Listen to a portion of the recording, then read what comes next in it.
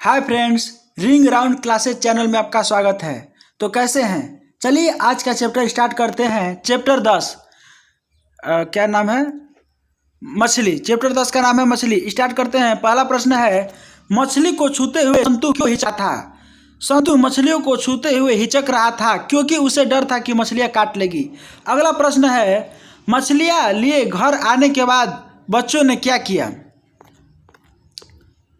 तो मछलियाँ घर लाने के बाद बच्चों ने नहान घर में भरी हुई बाल्टी को आधी करके उसमें मछलियों को रख दिया।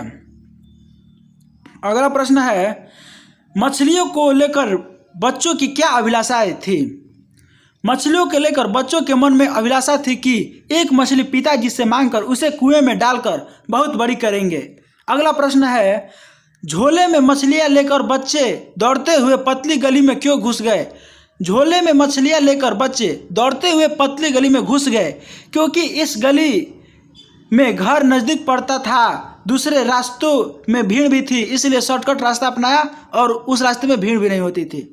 दीदी कहाँ थी और क्या कर रही थी? तो उत्तर होगा, दीदी घर के एक कमरे में थी। वह लेटी हुई थी और सिसक सिसक कर रो रही थी। वह बार बार हिचकी ले रही थी जिससे उसका शरीर सिहर उठता था। अगला प्रश्न है, मछली के बारे में दीदी ने क्या जानकारी दी थी? बच्चों ने उसकी परख कैसे की? मछली के बारे में दीदी ने जानकारी दी थी कि मरी हुई मछली की आंखों में अपनी परछाई नहीं दिखती है। बच्चों ने उसकी परख एक मृत मछली की आंखों में झांक कर की। संतु क्यों उदास हो गया? उत्तर है, संतु यह जानकर उदास हो गया कि मछली कुछ देर बाद कट जाएगी, अर्थात उसको काट दिया जाएगा।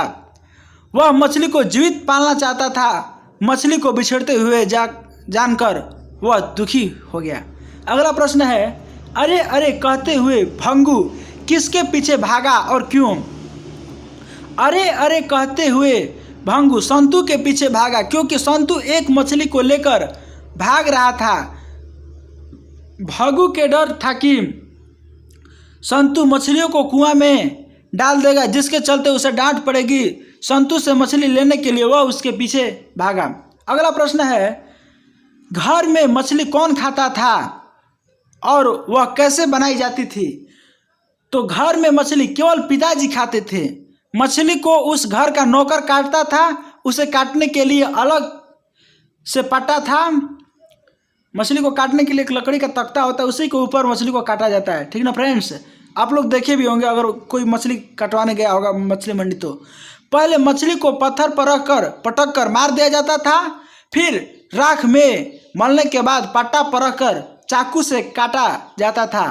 मछली बनाने का कार्य नहान घर में होता था, जिस घर में मतलब आप लोग समझ सकते हैं। अगला प्रश्न है, मछली और दीदी में क्या समानता दिखलाई पड़ी? स्पष्ट करें। आदमी के चंगुल में आकर मछली कटने को विवश थी। पानी के अभाव में अंगोछा में लिपटी मछली लहरा रही थी। दीदी कमरे में करवट लिए थी। जिस तरह से वह चंगुल में बंद थी, उस तरह दीदी कमरे में बंद थी। पहनी हुई साड़ी को सर तक ओढ़े सिसक सिसक कर रो रही थी। जिस तरह मछली उस झोले में तड़प रही थी, उसी प्रकार दीदी भी साड़ी में सिसक सिसक कर रो रही थी। हिचकी लेते ही दीदी का पूरा शरीर सिहर उठता था। दीदी का सिहरना और मछली का लहराना दोनों में समानता है। कहीं ना कहीं दोनों में कांपने की भी समानता पाई जाती है। तो अगला प्रश्न है, पिताजी किससे नाराज थे और क्यों? पिताजी नरेंद्र से नाराज थे क्योंकि बच्चों मछलियों के चलते स्वयं परेशान रहे, साथ ही भगू को भी परेशान किया। बच्चे मछली को पालना चाहते थे। कोमल बालमन मछली को काटते देख विह्वल हो उठा और बच्चा एक मछली को लेकर भाग गया। पीछे पीछे भगू को भागना पड़ा। छीना झपटी की स्थिति आई। पिताजी इन हरकतों के कारण नाराज हुए। अगला प्रश्न है, कहानी के शीर्षक की सार्थकता स्पष्ट करें। मछली शीर्षक कहानी में एक किशोर की स्मृतियाँ, दृष्टिकोण और समस्याएं हैं। मछलियों के माध्यम से मूक रहकर शांत रहकर प्राणांत को स्वीकार कर लेना ही लाचार, शोषित, पीड़ित जनों की नियति है। बताया गया है जीवन क्षणभंगुर है, कल्पनाएं क्षणिक है एवं स्वप्न कभी भी बिखर सकते हैं। बाल सुलभ मनोभाव मछलियों के इर्द गिर्द घूमते हैं। पूरी कहानी मछली पर ही आधारित है। मछली की दशा का जीवन चित्रण है। अंततः दीदी की तुलना भी बालक मछली से करता है। इस कहानी का मछली शीर्षक पूर्ण रूपेण सार्थक है और इस कहानी का शीर्षक मछली ही रखा जाना उचित है और ठीक है। मछली कहानी का सारांश प्रस्तुत करें। तो आते हैं अगला प्रश्न, इसी को दिया है, अपने पाठ्य पुस्तक की उस कहानी का सारांश लिखें जिसमें शहर के निम्न मध्यम वर्गीय परिवार के घरेलू वातावरण, जीवन यथार्थ और लिंग भेद की समस्या का मार्मिक स्पर्श है।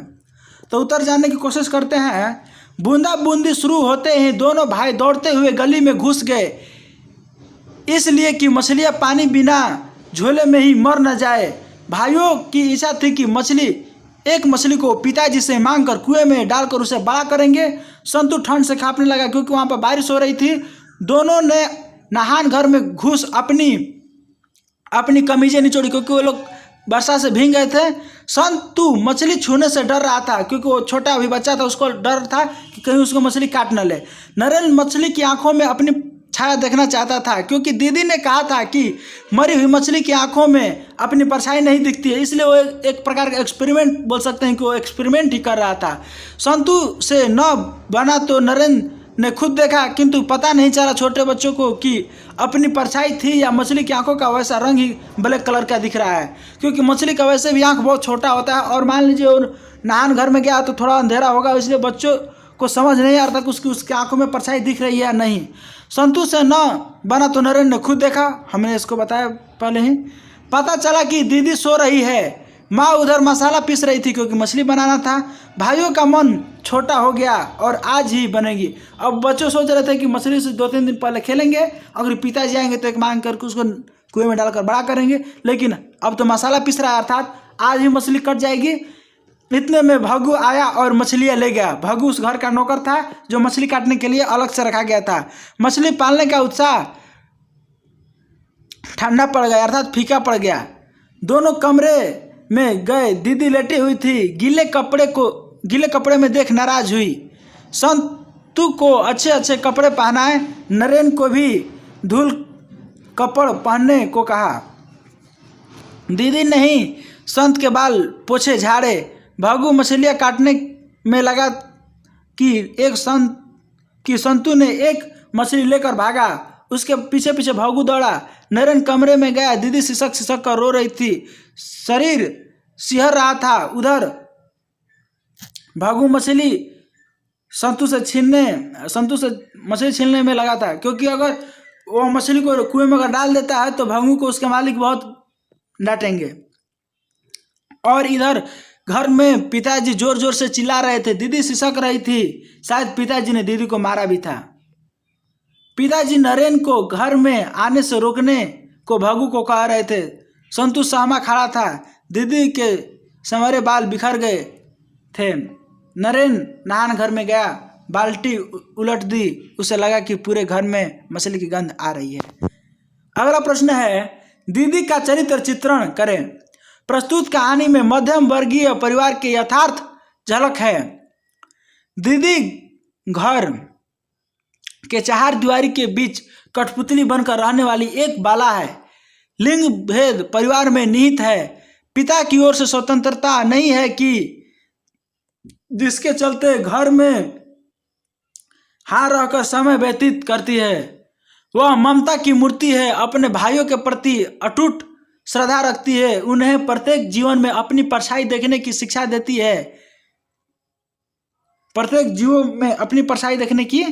देती है। मछली को विवश होकर कट जाना उसके लिए पीड़ादायक है। वह समाज की रूढ़िवादिता के बीच मूक रहकर लाचार, बेवश और निर्ममता पूर्वक प्रहार को सहन करने वाले की आत्मा की पुकार को अनुभव करके सिसकियां एवं आह भर कर रह जाने वाली एक कन्या है। अगला प्रश्न है, संतू के विरोध में क्या अभिप्राय है।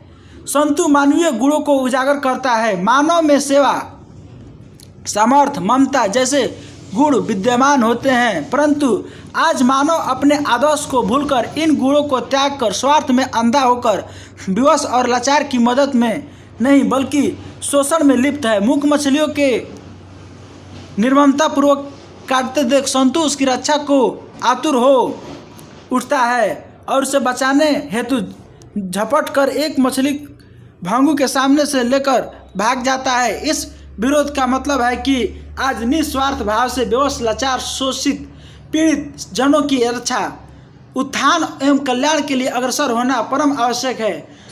ममत्व में धैर्य टूट जाता है। सभी प्राणी में अपनी परछाई देखनी चाहिए। सब प्रसंग व्याख्या कीजिए में पहला प्रश्न है, अगर बाल्टी भारी होती तो मछली उछल कर नीचे आ जाती कि सब प्रसंग व्याख्या कीजिए। प्रस्तुत पंक्ति विनोद कुमार शुक्ल के मछली शीर्षक की है, शीर्षक से ली गई है। प्रस्तुत पंक्ति में बच्चों का मछली की रक्षा के लिए सजगता परिलक्षित होता है। बच्चों की हार्दिक इच्छा थी कि हम मछली को मरने नहीं देंगे बल्कि जीवित अवस्था में रहने के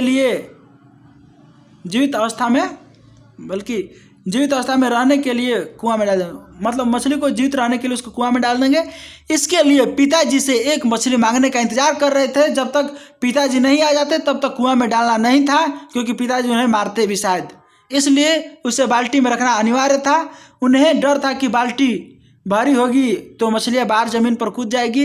इधर बाल्टी आधा करके उसमें मछलियाँ को रखा गया। अगला प्रश्न है, और पास से देख परछाई दिखती है कि पर सब प्रसंग व्याख्या कीजिए। तो प्रस्तुत पंक्ति विनोद कुमार शुक्ल की रचना मछली शीर्षक से ली गई है। बच्चे मछलियों को परखना चाहते थे कि उसमें जीवित कौन है और कौन मृत है, क्योंकि जो मछली जीवित होगी उसकी आंख में परछाई दिखेगी और जो मृत होगी उसमें नहीं दिखेगी। दीदी ने बताया था कि मरी हुई मछलियों की आंखों में मनुष्य की परछाई नहीं दिखाई देती है। जब संतु को मछली की आंखों में देखने के लिए कहा गया तब वह निकट जाने से डर रहा था। वह दूर से देखने का प्रयास कर रहा था, इसलिए दूसरा बच्चा उसे निकट से देखने को प्रेरित करता है ताकि परछाई दिखाई पड़े और मछली जीवित है ऐसा पता चल जाए। मछली में अपनी छाया देखने का तात्पर्य अपने समान मछली को भी समझना, उसमें आत्मीय स्नेह स्थापित करना ही निकट से देखना कहा गया है। नहान घर की नाली क्षण भर के लिए पूरी भर गई, फिर बिल्कुल खाली हो गई कि सब प्रसंग व्याख्या कीजिए। प्रस्तुत पंक्ति विनोद कुमार शुक्ल की रचना मछली से ली गई है। बच्चों के मन में अभिलाषा थी कि मछली को कुआं में डालकर पालेंगे।